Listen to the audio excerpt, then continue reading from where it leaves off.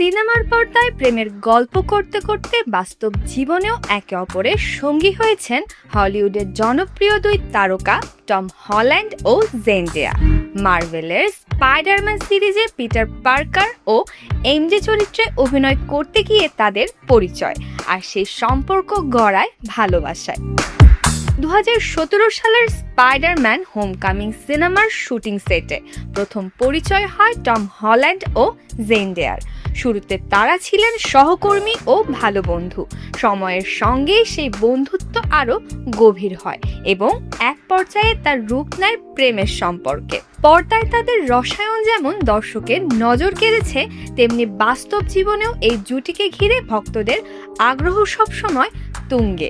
দীর্ঘদিন সম্পর্ক গোপন রাখার পর তারা নিজেদের ভালোবাসার কথা প্রকাশ্যে আনেন। টম ও জেন্ডেয়ার সম্পর্ক হলিউডের অন্যতম আলোচিত তারকা জুটির উদাহরণ হয়ে উঠেছে।